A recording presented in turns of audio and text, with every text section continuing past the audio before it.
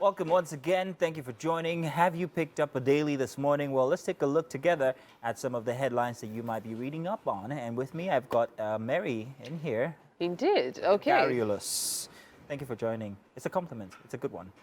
Okay, so let's take a look at the Punch newspaper, starting with that one, as we have some very interesting headlines. I'm going to leave the biggest one for last, but at the top of the Guardian, you have FG Labour set up minimum wage committee, airfares skyrocket as exchange rate hits 200, or rather 702 naira per dollar, and Tinubu woos foreign investors, meets Bill Gates, Airtel founder, and the big one for the Punch is this headline here: Tinubu removes security chiefs, custom boss, appoints Ribadu, Egbetokun, and others.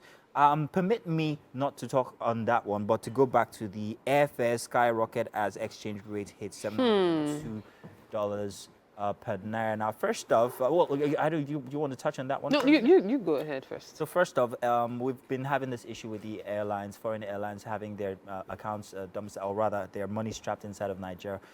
While the dollar has been, or naira has been let to float, we can expect to see that in the next 1 or 2 months, these things will happen, that our naira will actually begin to slump. This is only the start of what we should expect, quite frankly, because I hear that July is even going to be worse than this. This will always happen, whether you like it or not. But I still think that the intention is good. I believe that this will all level out eventually as all the different little bits of the economy start to stabilize. So I don't think it's cause for panic as at now. The thing is this, especially when it comes to airfares, many airlines are running, especially local airlines, they are running according to an unrealistic mode of running their companies. I've been able to have conversations with a few people that work in the aviation industry, and you realize that if most airlines are to charge fares according to what will actually be very profitable, most Nigerians would not be able to fly anymore, and that's the reality. We began to see it last year when people had to travel with 100,000, 150,000, even more for local flights. As you said, it's going to get worse. And that's the reality. And so if you even want to buy some tickets, I'm sure international tickets, you go to certain airlines, the foreign airlines, they'll tell you, sorry, you cannot buy in naira. You have to find a way to get the dollar to buy it. And so just imagine when you now that's do the been made exchange easier rates. now, however. It's been made easier, but it doesn't change the fact that you're going to be paying higher because of the exchange rates. There's no stable price anymore. So before you could expect, oh, this is how much it would be. But then it fluctuates. If you're lucky, you go there when dollar is 660, you get it cheaper. And if it's 700, 702. Yeah. Well, let's tell, what paper do you have? What paper can we go, or would you like me to go on? Okay, so I have the Guardian newspaper Let's talk now. about it. And the Guardian newspaper has this: applause as Tinubu fires service chiefs, dissolves boards of agencies. We have photos of the new appointees right there on the front page of the Guardian newspaper. Now, still here, we have federal government Labour fix 8 weeks for conclusion of subsidy removal talks. Road diversion.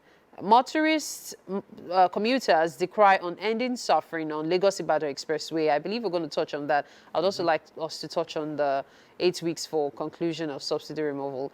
Okay, so we also have ethno-religious regional sentiments at Senate 6 principal officers.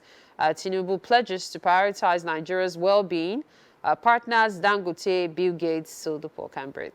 All right, so we're taking a look at first of the road diversion. Okay. Have you been on that route lately? So thankfully, no. Okay. At least not to the end of it. Of course, if you're coming here, you have to face it at one point or the other. But I just imagine what people going as far as Mowe or Shagamu actually experience, being stuck on that lane for a very long time. It must be really frustrating. It's sad that there are no alternatives to this route. That's the unfortunate thing. The alternatives are going off-road to the side of the road, but even that lately has become a problem. And the fact that people who work in Lagos, especially this area of Lagos, actually come from outside of Lagos, or leave Lagos to go outside of Lagos for, well, their residences. Yeah. Some people call, I'm sorry I can't come to work today. Exactly. Can I work from home? With everything that's happening, I would have thought that perhaps maybe because there are lesser cars on the road because of the expense being spent on fuel, that would have ended up now, or that would have been alleviated or made better. No. But it doesn't seem to be the case. However, the road is much better from after, I think, what do you call it, Shimawa or so, or even Mowe, all the way up until Ibadan.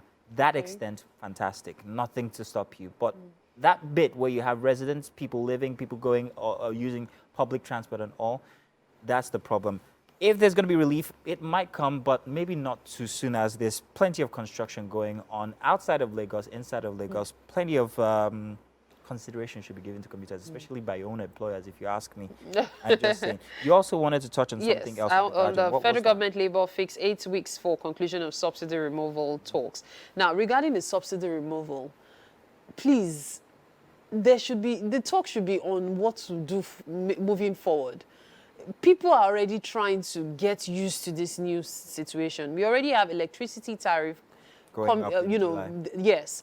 Now, I believe what the government and Labour in particular should be focusing on now is improving life of Nigerians. Standard of living. Yes. So for the Nigerians themselves, for the poor, the struggling ones to finally breathe, the only way it can work is for them to actually get value for whatever work they are putting in.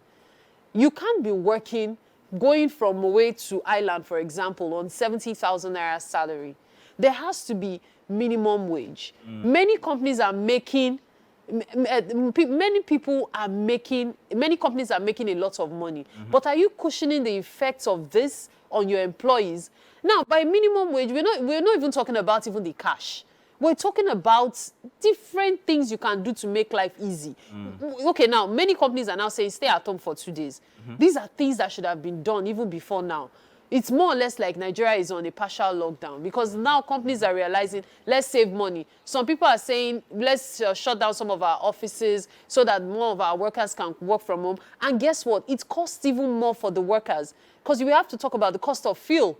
If there's no electricity in your house, you're going to pay through your nose for fuel. Well, the EKDC has said that they're targeting 20 hours of power for Lagos. 20 hours. 20 hours. So that might help you if you're staying at home. I mean, coming from 2 hours of power from before, maybe not even at all. Listen, let's do one last paper before we go. That's the Vanguard newspaper. And let's finally talk about this headline here. Tinubu sacks service chiefs, dissolves boards of MDAs. Nuhu Ribadu named NSA, Egbetokun acting IGP. Plenty of talk about this, as you can see. It's the major headline on all the papers. Is this good news? Many would say that since the former service chiefs were in power or in seats, they had done absolutely nothing regarding the Nigerian security situation. It might come as a bit of relief to have them taken away. But what do we have in the future? What do these new service chiefs have to play with? The conditions that they're coming from, and what might they propose going on forward? There's so much to think about. I would expect that they weren't just appointed. They were asked questions. What's your plan? There will probably have been certain interviews. There would also, even if they were not direct interviews, there would have been people who have been asked to find out, okay, what do you think is the capability of this person and all. Nigerians, also the experience from... And experience as well. Nigerians need this security issue sorted out. Interestingly, insurgency has seemingly reduced over the last few months. So that's the question. And I find Why has it reduced so far? The thing is, many people do not realize that the whole Boko Haram insurgency fight had been ongoing for a very long time, and the government had already put in a lot. As at February this year, it had drastically reduced. So much so that even when we started talking about, besides insurgency, what we've been talking about now is kidnapping and banditry. That's the one that now increased instead of insurgency. Insurgency has been on the decrease for some years now. Well, the kinds of crimes will change eventually. But we just hope that they put in their best to their office and hope that Nigerians get the relief that they have always sought. Yeah.